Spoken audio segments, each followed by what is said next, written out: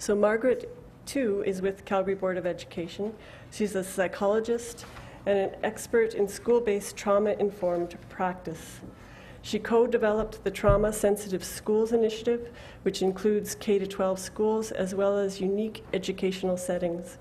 She has worked with schools in this specialized area for over 10 years, collaborating with numerous multidisciplinary teams to support schools in their efforts to create safe and caring learning environments.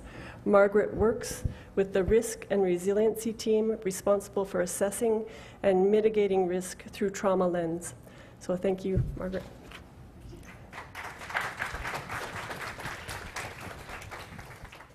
Hello, it's very exciting to be here today and to have these conversations with all of you. We're just, unfortunately, just giving you a snapshot today of our world in education. And I've had the real privilege as a psychologist to work with, I always say, rock star educators along the way and other multidisciplinary people who have really informed our work. And we've done a lot of tried a lot of things that really didn't work. So we've learned from experience along the way. So we're just going to share with you, or I'm up now, going to share with you some of those pieces that we've learned and how we've framed some of this work. So I'm just going to start with a paradigm shift. So this is, I hear this idea of a paradigm shift in lots of conversations, both within education and with stakeholders. And so I just want to highlight what we mean when we talk about that paradigm shift, because as I'm doing more of this work, I'm realizing that maybe there's even more than one shift, or that there's a couple of things influencing the shift. So for those who have heard the term, I'm just going to keep that trauma-informed lens a little bit for our purposes today, but really starting to shift that between what's wrong with you to what has happened to you. And I think when we start to have any exposure to the science, you start to realize that that's a good question to be asking. You know, you're in a school community, and we have kids who are behaving in ways that perhaps I'm seeing a child, I'm thinking totally out of control, absolutely not doing math, not able, doesn't follow any kind of instruction. They're basically rocking and rolling in my building. What's going on? And if I'm just looking at the behavior, I am completely missing what's driving the bus and what's going on for this kid. So a simple shift from starting to wonder about what's happened to this kid actually starts to open up opportunities to perhaps look at things differently. And I tell you that the more often that we can shift perspective, that people are looking at a child's behavior to the what's wrong with you, and they can get a little bit of information there, 9 times out of 10, then we start to see educators and those in school buildings say, I can work with this kid. It's a big shift. The other piece of the shift that I want to talk about is when we take a look at working with educators, they often say to you, I want the tool, the strategy, the intervention. That's the most common question I get. So here's the thing, there's no magic bullet. So what we have to start to realize is when you walk through a school building, if you get those opportunities, and if you're watching good teaching practice, we actually know a lot in a school community about how to work with our kids who've had adverse experiences and are going through tough times and have deficits. But what we have to make the shift in is that the paradigm is adding the science to what we do in terms of our teaching, so that it notches it up and helps us move through this different sense of how we work with kids. So this paradigm is a bit of a challenge for those in education, because really, if I've got this many kids, if I got 80% of my kids in a classroom, just give me the magic bullet, thanks very much, because I actually don't have a lot of time to figure out how to do different things for different kids. So that's a bit of a paradigm in terms of working with staff. We have to really think about creating those welcoming, caring environments at that universal level. Without it, you can have the best interventions on the planet, and if we don't actually have safe learning environments for kids, it's not going to be very effective. We use the term a trauma lens often to think about, okay, so I've got this science about adversity and toxic stress and how it might impact functioning and what the deficits might be. But we want to be really clear about what we mean by a trauma lens. First of all, we do not assume that every behavior that we see is driven because we have had trauma exposure or that we have had adverse experiences. So we got to get really careful about making judgments, making assumptions, and also we want to get curious. So for us, a trauma lens is just being really curious and asking the question, hey, how are you doing? What's going on? What's happened to you? That can be what we see as a trauma lens, but we also have to be really careful to understand it as a developmental lens. Right? So where are we at in terms of chronological stage with a kid? You know, if you got a 17-year-old in front of you, but they're actually developmentally at a 4-year-old having a temper tantrum, those are the things that we start to get really curious about. Yeah. Oh, I got this here. I don't have to look up there. Awesome. So what we've learned is that just giving people the science, here's fight, flight, freeze, isn't really enough. So we have found that we needed some approaches to help us guide practice. So I'm going to touch briefly today on the ARC framework, attachment, self-regulation, and competency. It's what we have used and what we have found to be most useful and helpful for us in translating a lot of this practice into education. Others may be familiar with neurosequential model of therapeutics, sanctuary model. All of those can be from a trauma-informed lens. The bottoms ones, cognitive behavioral interventions for trauma in schools, seeking safety, and SPARKS, are more like trauma-specific interventions, where you would have those who would be working in a school who have specific training in those areas. Tripping over myself here. All right, so we are going to just take a look at those. However, we got to be really careful. There's a lot of great stuff happening in schools already. So we sometimes get ourselves a little caught in education. By the way, I came from the corporate world, so it's been a good observational time over the years to learn these different worlds. And what I started to notice a lot was we talk in either or in a lot of times. Rather, I really hope we could start to really do it's the and. So when we're looking in schools, we got to pay a lot of attention to what's already working. Because I got to tell you, there's not a school I walk into where stuff isn't already working. So what's working, and what are some places where we actually could apply some of the science to change some things? So you may be familiar with some of those elements. As a really quick drive-by, there are other organizations, some of these are in the States, that have taken the time to translate the science into practice on the ground. So that's looking at HEARTS, looking at CLEAR out of Washington State University. By the way, they're rock stars in terms of understanding the science and education. It's Chris Blaget and his group, Blaget. The HEART Teaching and Learning. And then don't forget, if you're actually really keen and want to go home and Google this stuff, Australia, because they're doing great stuff. So making space for learning in calmer classrooms, really, really, really great stuff that you can look at. Okay, I'm just going to jump to what this ARC framework is.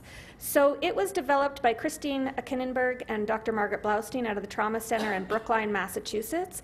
And it is also, they've had a lot of support and work with Dr. Bessel van der Kolk and Dr. Joseph Spinazzola, who you may be familiar with those if you're familiar with the world of trauma and adversity.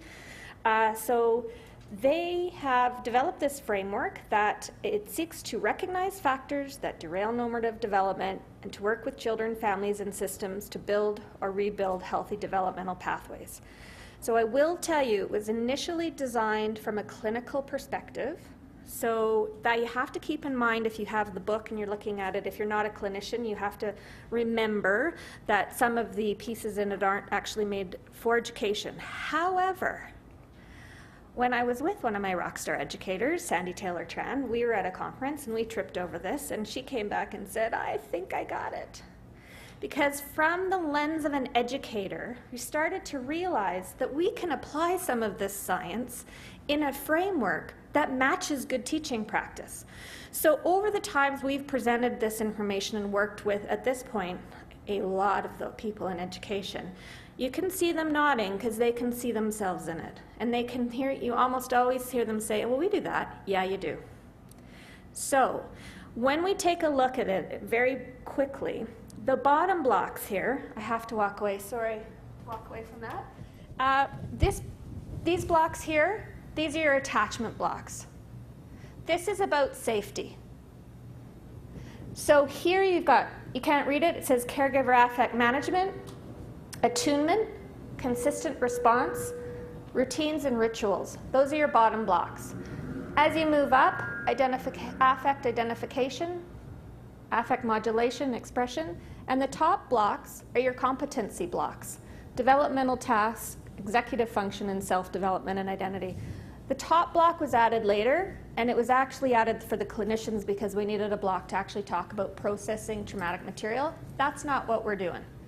How we view that top block is in when kids are in a space when they're ready and able to learn. So the bottom part here is critical in looking at, for example, the science. I'm just going to take one block, attunement. The one block will tell you kids could be overly tuned, misattuned, or non-attuned at all. Are you seeing the fight, flight, freeze response in action? Have you got something else going on?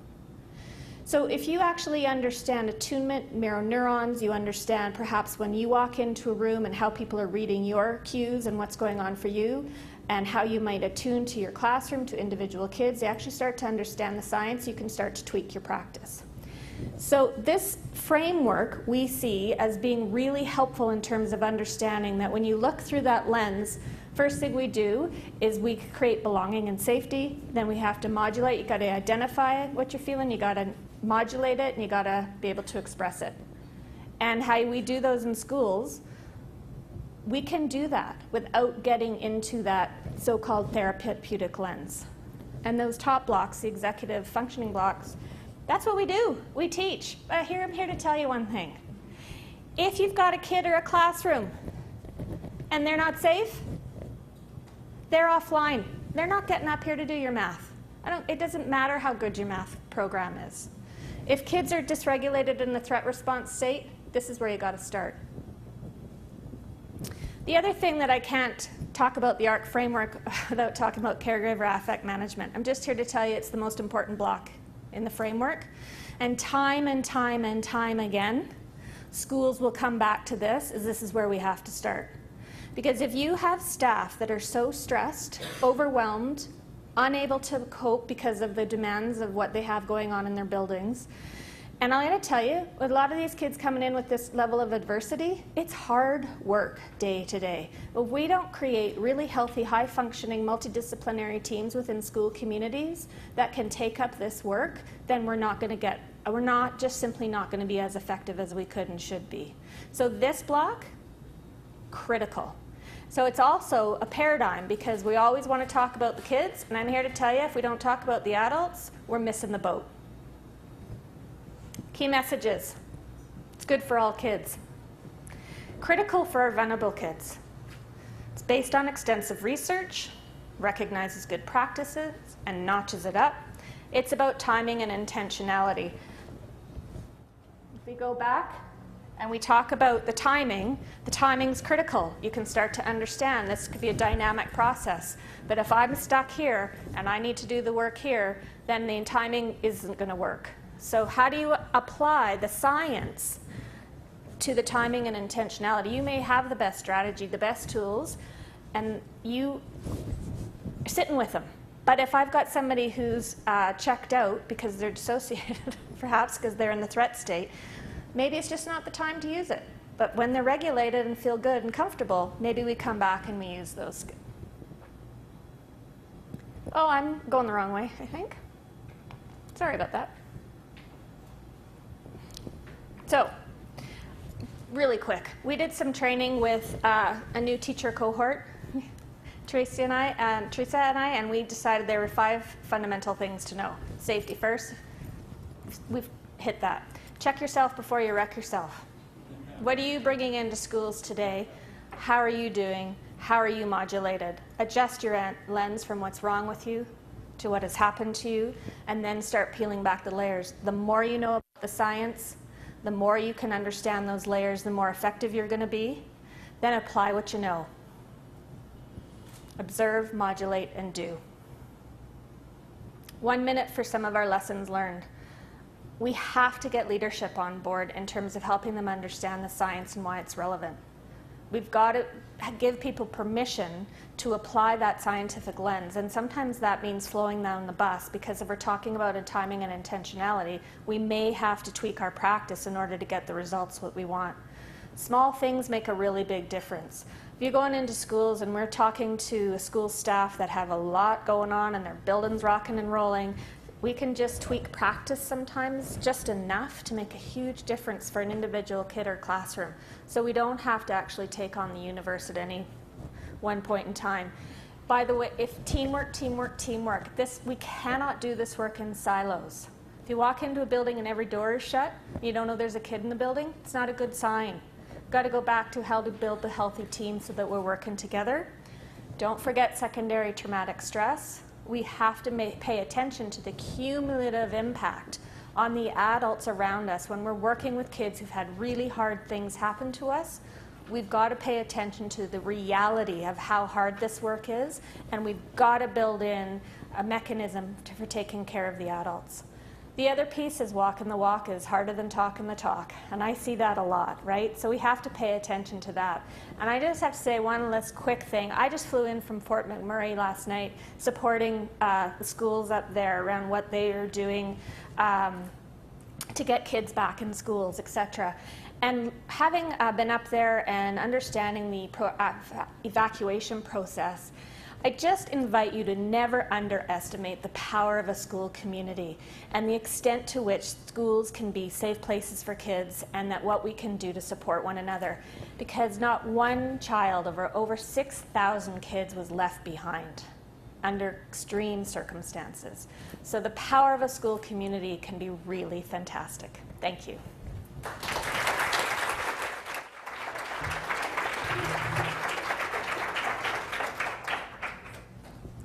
Thank you very much, Margaret, and thank you to all of the speakers for responding to my stress-induced timing. But that was very good. And now time for questions for Margaret specifically, and then we'll open it up to questions for all. At the back, Amy. Margaret, do you have any suggestions for advancing teamwork, and are there groups that are cross-sectoral in composition, in brackets, the orchestra, that are going on already? Fortunately, we do have good examples of working in those multidisciplinary teams that will, I can think of even just the RCSD community, the coming together around the different lenses. My recommendation is making sure that no matter what school community that you're working in, make sure you've got fair representation there around a table. Because sometimes we miss having the voice of an EA, an educational assistant, or some other persons who are working in the building. We all need to actually have a voice in order to work together. I would say never move forward without having both the mental health lens and the educator lens as a minimum, because we're not talking about introducing a math curriculum. And we really do need to attend to the issues that can bubble up for when we're talking about adversity, because when we look at our audience, of course we're looking at kids, but we have a lot of adults who have also had their own experiences, so we have to be able to have that experience there. I'm not sure that I totally answered your question, but... Other questions in the room? Oh, get off easy. So, Margaret, I will pose one that's just forming as I'm speaking, Sure. So it may not come out coherently, but the Centre has been quite involved with child and family services, child youth services, and thinking about trauma-informed care within those systems. And I see an incredible overlap with what you're talking about, the models you've, NMT, the sanctuary model, etc. And yet, I just wonder what the links are between you in school systems and the folks that are working in child intervention services and child and youth services. Given that you're talking the same talk, are there ways in which mechanisms that you're actually working together in the systems? Yeah, I think the common frame often now is talking about trauma-informed practice as a frame. So that kind of goes, it doesn't matter what industry that you're working in, then you can start to understand how you apply the science into practice, and those things are important. We have quite a bit of experience with working with Child and Family Services and Alberta Health Services and others with Justice on the ground using the ARC framework. Maybe not at the senior level on down, but we have found that the most effective way to work together is to have a common language. And so when we have those multidisciplinary teams sitting around the table and we're all looking through the lens of the ARC framework, for us, it's really helpful. And I know that the thing that's really, I didn't say, which I should say, is that I caution around getting too caught up in any one framework, that it's the only frame. We have used the ARC framework because we see how it can apply in education and educational practice. But I remember about 2 years ago, went to hear I was at a trauma conference in Boston, and Dr. Joseph Spinazzola was speaking about these different frameworks and how if we get too caught up in any one framework, we may not see with the great stuff that's going on out there. So sometimes the opportunity might be to combine the work. And so if you have opportunities to have those who are trained in NMT, as an example, and also having school communities trained in ARC, there's great synergy that you can start working together. And that's why I kind of wanted to comment on, it's not the either or, it's and. Thank you. Okay, we now have time for another question, and then we'll open up. Just along that line of the question, I'm the Education, Child and Family Services Liaison for Region 3, and I'm the Success in School Lead for Region 3, which covers 9 school divisions, and that's where Child and Family Services comes together with education, foster parents, foster care support workers, whoever else is in the child's life to try and ensure the best education possible. So we do have that provincial initiative. Hope that's okay. I added that, Margaret. Absolutely. Absolutely. You Thank bet. you. Yeah.